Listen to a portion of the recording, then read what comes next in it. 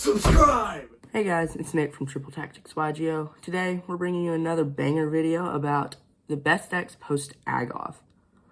Before we get into it, I ask that you please like and subscribe. It really helps us out a lot. It's really free. And without further ado, let's get into the video. So, what are the best decks post-AGOV? Today, we have all these decks right here. Starting with Branded. How do I think Branded is going to do in the new format?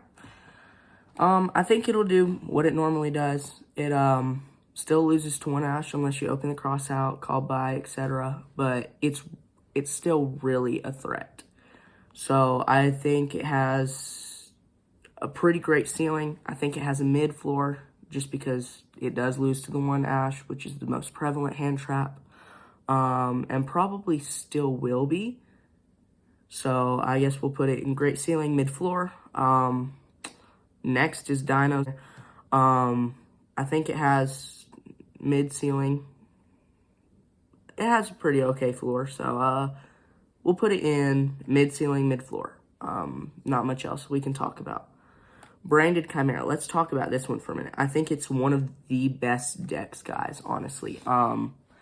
It's just got so much power to it. It's got an amazing ceiling. It's got a great floor. It does lose to like multiple hand traps, but it can survive multiple hand traps. And you see a lot of people playing stuff like Booked, play around Imperm, Valor. You see people playing like Super Poly, where it's just an amazing interruption. And the fact that it can play all these interruptions is really good for it.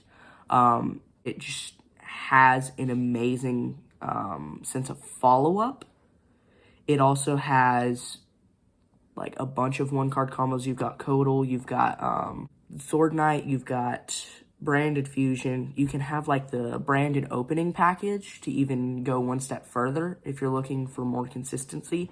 But honestly, I think the deck is just insane because like if you have the Branded package with it, then you have Rindbrum, you have the Guardian Chimera, which they generally go into with Chimera Fusion. You have the Sword Knight, which is a monster negate. You've got Codal, and it's just a whole slur of things, guys.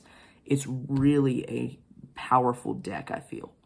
The next deck we have up is Dragon Link, and Dragon Link, I don't know the most about it. I'm going to be real with you guys. I haven't played it for a while. I have seen what it can do. So it ends on a pretty significant board. Do I think it's one of the best decks? I honestly think it can be. I think it depends on the pilot and what is exactly in it. And while most of them tend to stay the same, there are some like little spicy techs that people play. I've seen a lot of people do really good with them on a regional scale. I have yet to see a lot of it in a YCS scale. But I think it's a really good deck. I think it has a great ceiling. The floor, it can play through a lot, honestly. It did get some hits on the ban list, so we'll see how those affect it.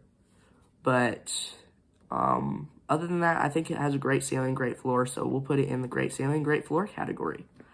Live Twin. So I started thinking, and we're putting this with like the Runick Sprite variant, just because like Live Twin Sprite is good, but most people are putting the Runick engine. It's affordable now, so this deck doesn't have anywhere other than with Runick. So with that being said, do I think Runick is the best this format? Do I think this deck is the best? No, but I do think it's a contender. I think it has a great ceiling because you can do a bunch of different stuff like the Griffin Lock, you have the Runick stuff, but honestly, I think Sprite has become a little bit power crept, so I don't think it has the best floor, if that makes sense. So I guess we'll put it in great ceiling, mid floor, right there with Branded. Do I think Branded is still a better deck? Yes. Next we have Exosisters. I want to say this is a real deck just because it's one of the only decks that can play Shifter, but everyone is playing Shifter and side deck now, so I can't say that. I think it has some potential, but I don't think it has a lot. We're putting it with mid-ceiling because it only has, like, 4 interruptions. but it has a terrible floor, really. It can't really play through hand traps, guys. I think it will have an advantage just because Tear's coming back into the format. You've got a lot of graveyard heavy decks, and so that's good. So we'll put it in mid-ceiling, mid-floor, guys. The next deck is for hire Runick Sprite. You know the deal, guys. It's for hire Runick Sprite. People were playing it for a while. People kind of saw that it bricks a lot more than people are used to. So I would like to say it's in the same deal as Exosister and stuff like that, but I think it's a lot more powerful, and it has a little bit more consistency. So I think we'll put it like right at the end of Great Ceiling, mid-floor. Floowandereeze. As much as I'd like to say this is a terrible deck, it's really not. It's an amazing deck. It's got so much follow-up. It does lose to Ash and stuff like normal, but I feel like it's a top contending deck, honestly, guys. It's really good, and just overall, I think the massive follow-up, I think the fact that it can still play Floodgates, stuff like Harpy's Featherstorm and stuff like that, really does make it a contending deck. So I think we'll put it at Great Ceiling mid-floor just because I don't feel like it is high enough. But we'll put it in front of Branded for the fact that it's a lot more simple. It does a lot more in this format. It can play D-Shifter, everything, you know. Next, we have the Horus stuff, which is new. I want to say that this isn't a full deck yet, but I know that people will put like small engines and stuff just to run this. So I'd like to say it's more of an engine rather than a deck, but I do feel like it can become a deck by itself. The thing with Horus is it's mostly like 2-for-1s. So the thing that gets you the new Pharaonic Sarcophagus, it's a 2-for-1. So like you get the free bodies engrave, of course, to special summon, which that's okay. That's really good actually. But the Pharaonic Sarcophagus, just getting it for 2-for-1 isn't really in your advantage. Now, unless you're discarding the Horus stuff, which then you get 2 bodies, and that's pretty good because they're just free specials. While you control the Pharaonic Sarcophagus. So that's pretty good. I think we'll put this... I don't want to say it's a deck because no one's come up with a deck yet. So I'm thinking of the engine here.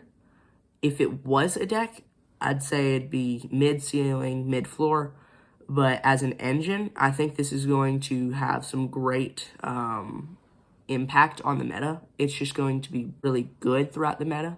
You can put it in tier or whatever else. So with that being in mind, I think we put it at Great Ceiling, Great Floor as an engine. The next thing is Infernoble. So Infernoble gets a new boost of support through the Sinful Spoil stuff. You can summon stuff like the new Ricardetto or whatever it's called. And that's pretty good because it makes the same board. It just doesn't have the normal summon, and that's really good for extending. So I think it has a great ceiling. Do I think it has a great floor? That's the thing I'm trying to decide, but it's somewhere in between, just because like it has somewhat of a floor. I think it can deal with hand trapping, so I think it has a great ceiling, great floor, can deal with multiple hand traps. It's kind of iffy on what it can deal with, though. So, with more testing, more people putting in stuff that deals with hand traps, I think this is definitely a great contender for this format. The next one is Cash, which, yeah. Labyrinth, on the other hand, getting a new support with the Butler. It's pretty good. You get to discard it to set a trap from hand or to special summon a Labyrinth monster from your hand. So that's pretty good. You can activate the effects too. So with that new support, I think it becomes a lot better.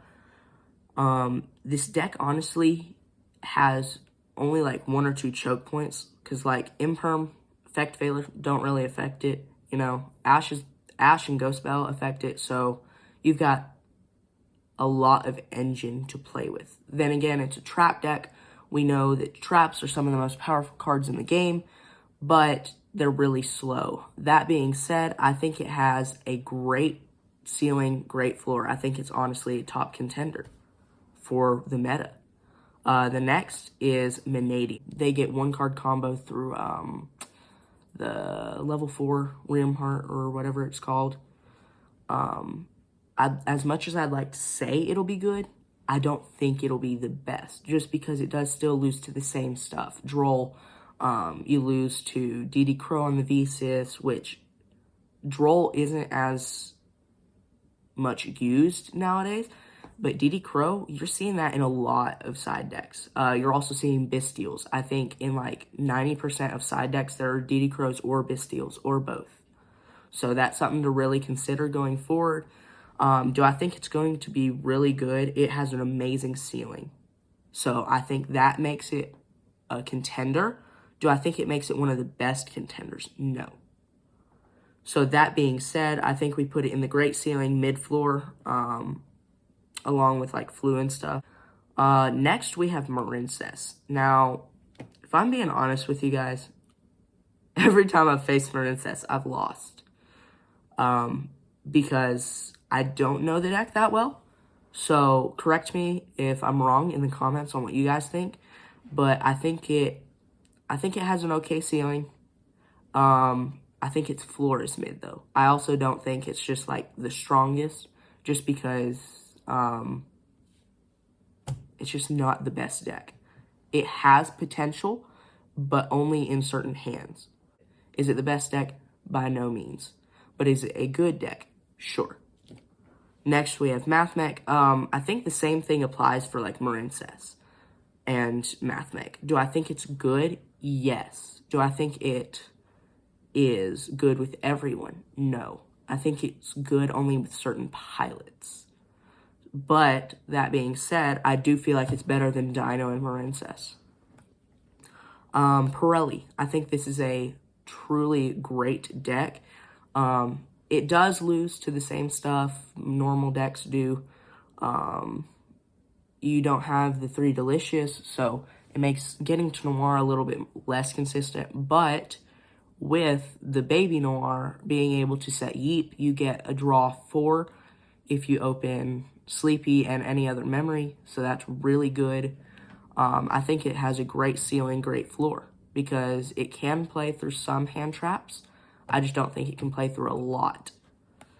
So, like, it's on the tail end of great ceiling, great floor, just because it is a great deck. I feel like being able to have all the non-engine slots it has, being able to have all those draws, your opponent really isn't playing. Unless you're not playing, so.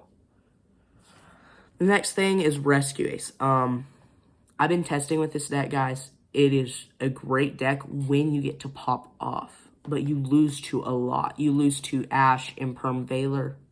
That's why people have been playing the books. That's why people have been doing random stuff like Instant Fusion, Summon Mud Dragon. We've seen some Super Poly builds.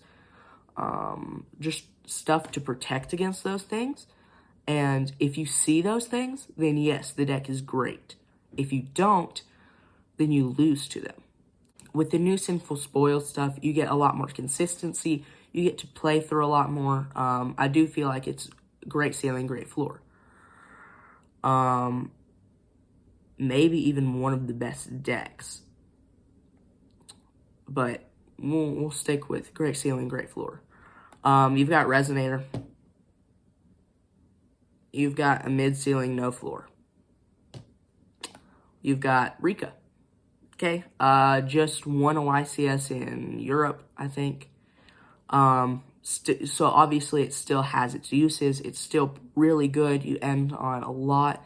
Your ceiling's great. Your floor, on the other hand, isn't. So it's a great ceiling and a mid-floor. That's what we'll put it in. Runick by itself. Runick, like stun, stuff like that. I'm not a huge fan of stun decks. I'm sure none of y'all are either, but maybe. Do I feel like it has great impact on the meta? I don't feel like it has the greatest, just because people don't play it enough. Do I feel like it's good? Yes. And so we'll put it in great ceiling mid-floor, just because, like, it doesn't lose to one specific thing other than, like, their fountain being gone, their ash being put on the fountain, you know, random stuff like that. And it's more of a grindy control deck at that point. So the next deck is Salad. It's been seeing a lot more play in regionals. I think we saw it in one of the YCS top cuts. I'm not sure. Y'all can correct me down in the comment section below. But it's a consistent deck now that you have 3 Gazelle, you have the Salamangreat Fire, you have the Circle, you have Signet Mining. It's just a consistent deck now, and it has a fairly great board.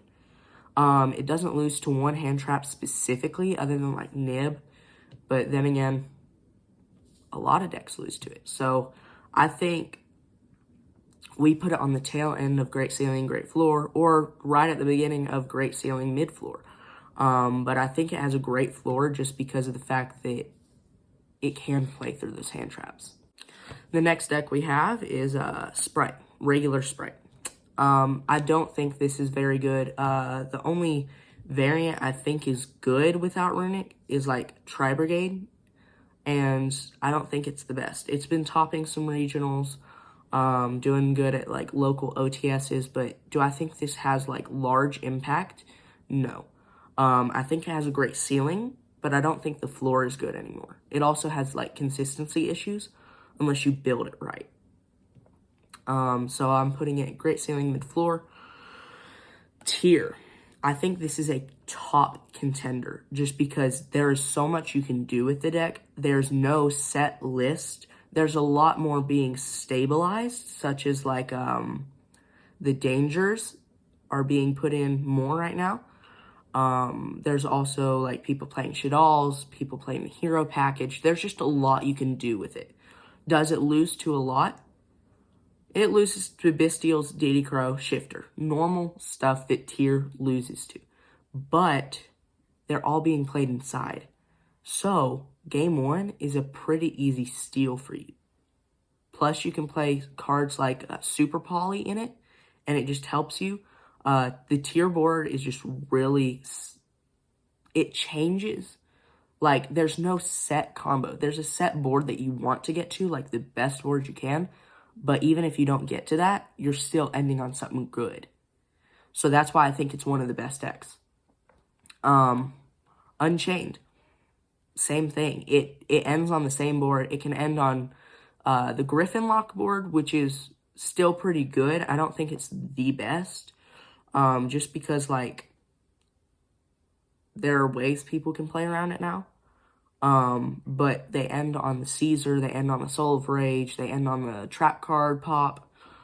I do think this deck is insane. It's great at breaking boards, going first, second. It's great at recursion, and just great at OTK. So it's a really good deck, and it's in a really good spot. Finally, we have our last deck, Vanquish Soul. I think this deck is going to be really good going into this format. First off, it's getting the new Xiaolong or whatever it's called. I think it's a top contender nowadays. It can do a lot, and it can do it with great fashion. You can run the super heavy engine, which I don't think will be the most necessary, just because you've got a new support of consistency, but it's also a really good engine in stabilizing boards, just because you can make those rank 4s, like Abyss Dweller.